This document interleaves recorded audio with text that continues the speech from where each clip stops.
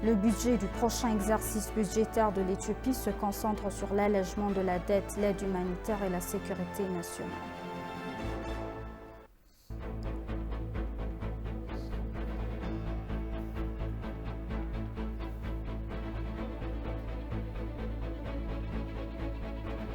Bienvenue chers téléspectateurs, c'est Aline Teibaru avec le journal du 8 juin. Le ministre des Affaires étrangères Dameka Mekonnen a déclaré que l'Éthiopie aspirait à renforcer son arène diplomatique d'une manière qui puisse être mesurée selon les lignes directrices prédéterminées de sa politique étrangère. Les réalisations obtenues dans les efforts de renforcement de l'image nationale sont des apports au secteur diplomatique, a déclaré le ministre. Samret Godadaw a plus. L'Éthiopie a réussi à gérer des dilemmes politiques et sécuritaires aussi compliqués au cours des dernières années. Le secteur diplomatique, c'est lui qui s'adresse le plus à la communauté internationale pour promouvoir l'entrée nationale du pays à différents niveaux. Le ministre des Affaires étrangères Dameka Mekonnen a déclaré que l'Éthiopie aspire à l'augmentation de son secteur diplomatique dans le but de détourner les forces créées pendant le conflit. La formation d'un comité de conciliation et la levée de l'état d'urgence sont quelques-unes des mesures que nous avons prises pour parvenir à un consensus, réévaluant ainsi nos efforts diplomatiques. Par conséquent, l'Éthiopie charme la diplomatie mondiale. L'effort collectif tant au pays qu'à l'étranger a également joué un rôle constructif à cet égard. Dameka a en outre réaffirmé que le gouvernement continuera à faire preuve de détermination pour renouveler les relations diplomatiques qui réalisent des avantages mutuels avec le monde occidental.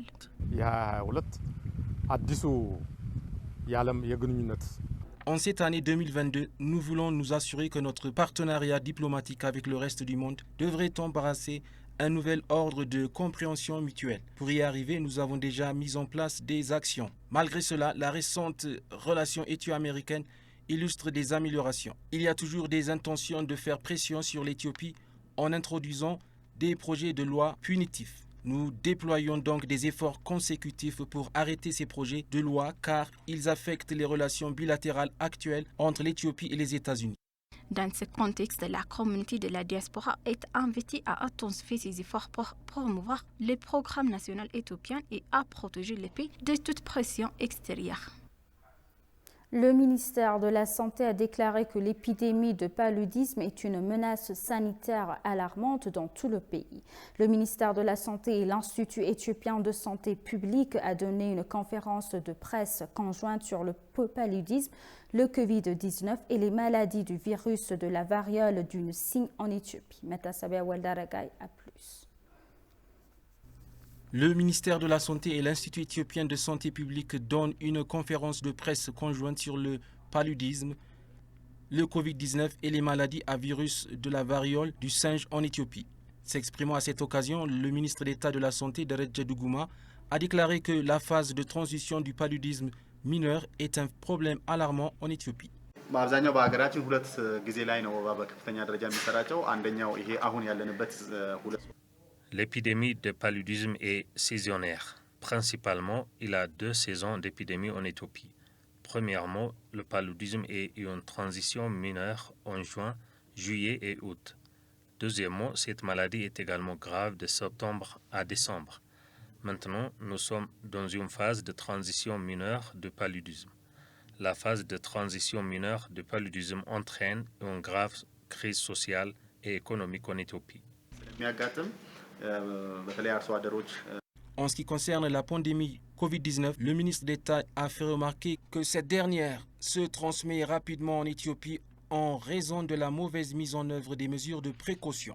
ኮቪድ ቀንሷል በማለት ያለው መዘናጋት አሁን በጣም እየበዛ በተለይ ማህበረሰባችን La négligence de l'individu augmente. Ainsi, l'épidémie de Covid-19 s'étend. Nous avons été témoins d'une négligence choquante de la part de tous les intervenants partout au pays. L'expérience internationale récente montre que la pandémie se rétablit et se développe. Au cours de la dernière semaine, plus de 2660 personnes sur un total de 41 209 ont contacté le Covid-19 en Éthiopie. En moyenne, sur les 100 personnes au total, 7 personnes sont touchées par le Covid-19. On the average of the total 100 people, 7 individuals are being affected by COVID-19. Les informations obtenues de l'Institut éthiopien de santé publique montrent que des efforts collectifs sont en cours pour protéger le virus de la variole du singe en Éthiopie. Le projet du budget du prochain exercice budgétaire de l'Éthiopie se concentre sur l'allègement de la dette, la reconstruction des infrastructures détruites par la guerre, l'aide humanitaire aux victimes et la sécurité nationale. Le ministre des Finances Ahmed Shide a réitéré au Parlement que le gouvernement avait prévu de réduire l'inflation en mettant en œuvre les mesures politiques et structurelles nécessaires au cours du prochain exercice budgétaire éthiopien. Metasabia Waldaragay a plus. አንቀጽ 68 ንዑስ አንቀጽ 1 መሰረት የፌደራል መንግስት የ2015 በጀት ዓመት የቀረበውን ረቂቅ አዋጅ አስመልክቶ Le Conseil des ministres a proposé un projet de budget de 786,61 milliards de birr pour le prochain exercice budgétaire éthiopien et le Conseil l'a renvoyé à la Chambre des représentants du peuple. Ensuite, une délibération approfondie a été entreprise lors d'une séance télévisée en direct avec les parlementaires. Il est indiqué que le projet de budget du prochain exercice budgétaire de l'Éthiopie se concentre sur l'allègement de la dette, la reconstruction des infrastructures déchirées par la guerre, l'aide humanitaire aux victimes et la sécurité nationale. ለ2015 የፌደራል መንግስት በጀት ዝግጅት እንደመነሻ የተወሰደው አንዱና ዋናው ግብዓት የቀጣዩ ዓመት የማክሮ ኢኮኖሚ ትንበያ ሲሆን La préparation du prochain projet de budget qui est de 766,61 milliards de birr est basée sur les prévisions macroéconomiques du pays. Le pays devrait mettre fin à la guerre et créer une économie macroéconomique favorable. Cependant, au cours de cet exercice, en raison de la situation actuelle dans le pays, la plupart des dépenses financières du gouvernement ont augmenté pour l'aide humanitaire et la force de défense. En revanche, l'aide et les prêts des organisations internationales sont diminués.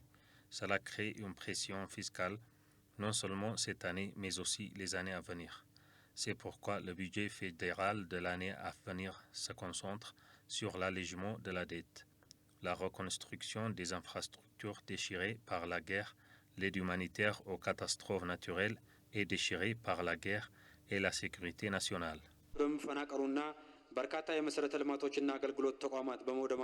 Le ministre a également réitéré que le gouvernement a prévu de réduire l'inflation en mettant en œuvre les mesures politiques et structurelles nécessaires au cours du prochain exercice budgétaire éthiopien.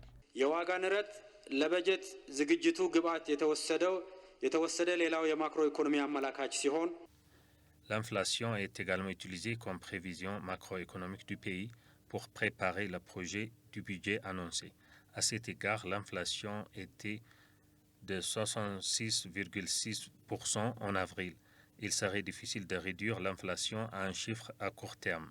Cependant, le gouvernement a prévu de réduire l'inflation à 11,9% en mettant en œuvre les mesures politiques et structurelles nécessaires au cours de l'année budgétaire éthiopienne suivante.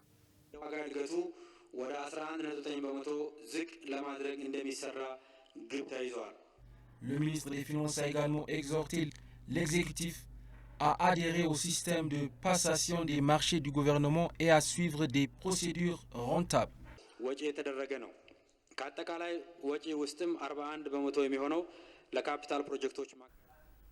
Le colonel Makonnen Tsagaye a déclaré que les forces de défense avaient détruit un camp d'entraînement de Shane à Banfo Warada et Dabat Warada.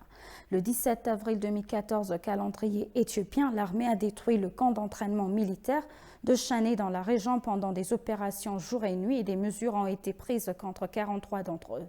60 membres de Shane se sont rendus pacifiquement, selon le colonel Makonnen, 184 armées anti-RPG, 23 Kalachnikovs, plus de 300 quintaux de maïs, 16 quintaux de soja, 2 panneaux solaires, 2 balances à grains et 2 engrais ont été saisis. Il a également déclaré avoir récupéré 47 têtes de bétail et 60 chèvres qui avaient pilé dans la communauté, 4 cabalets qui étaient sous le contrôle de Shane et d'extrémistes depuis 3 ans dans les districts de Dabat et de Boulen ont également été libérés.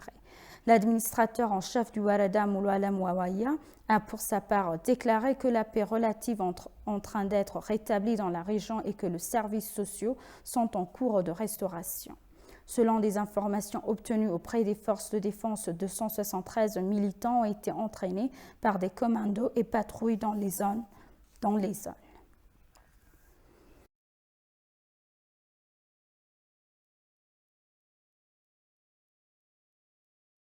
Les États-Unis se disent positifs quant aux progrès réalisés pour faciliter l'accès à l'aide humanitaire en Éthiopie. Les États-Unis se félicitent des progrès accomplis dans la fourniture d'une aide humanitaire durable aux communautés dont le besoin dans l'État d'Afar, d'Amara et du Tigray. Le département d'État américain a déclaré dans un communiqué que 1100 camions chargés de vivres et de fournitures médicales vitales sont arrivés au Tigray au cours des 10 derniers jours seulement.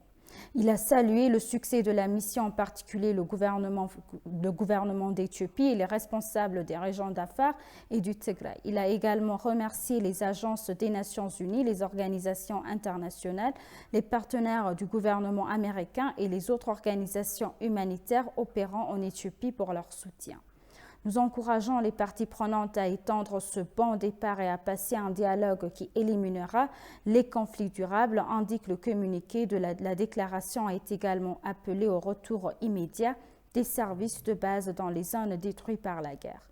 Le département d'État a également appelé un processus politique inclusif pour assurer le bien-être et la prospérité de tous les Éthiopiens. La déclaration a également appelé à rendre des comptes pour les violations des droits de l'homme dans le pays.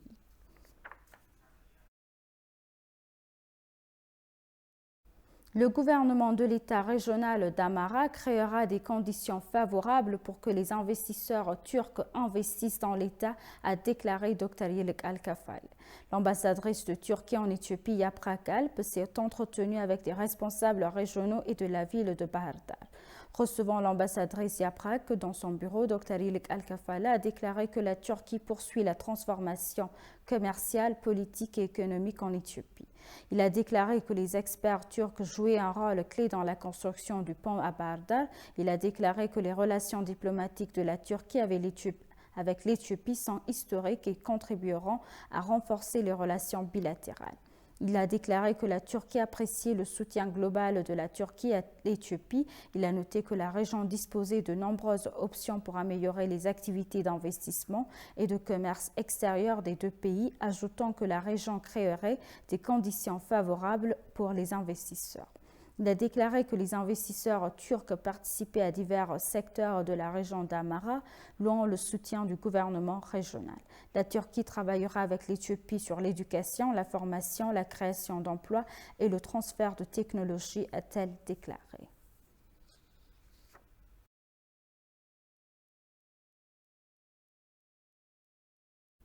Des investisseurs éthiopiens et britanniques ont discuté pour exhorter le moyen de forger une coopération basée sur des intérêts mutuels.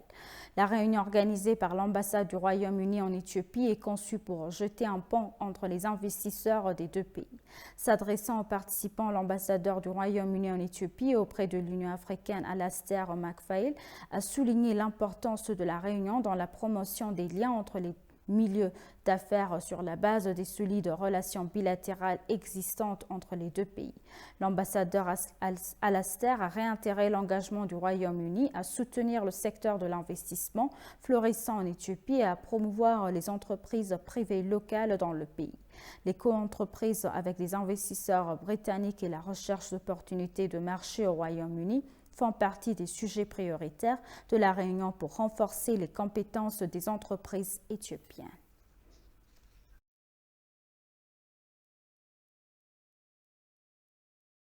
Et pour conclure le journal, le groupe de la Banque mondiale est sur le point d'approuver une aide financière de 210 millions de dollars à l'Éthiopie pour soutenir des projets de développement de l'eau dans les basses terres. Les fonds seront utilisés pour soutenir des projets visant à développer les eaux souterraines dans les zones basses à faible pluviométrie. Les projets seront mis en œuvre conjointement par le ministère de l'eau et de l'énergie et de l'irrigation et des bas-fonds pour une période de 5 ans. Des responsables du ministère de l'Eau et de l'Énergie se sont entretenus avec une délégation de la Banque mondiale. Il est indiqué lors de la réunion que les fonds seront utilisés pour mettre en œuvre les projets dès qu'ils seront approuvés par la Banque mondiale et approuvés par le Parlement en conséquence.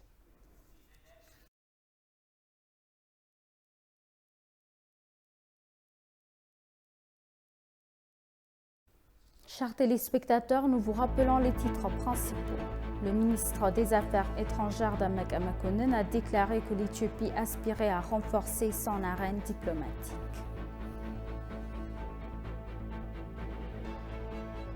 Le budget du prochain exercice budgétaire de l'Éthiopie se concentre sur l'allègement de la dette humanitaire et la sécurité nationale.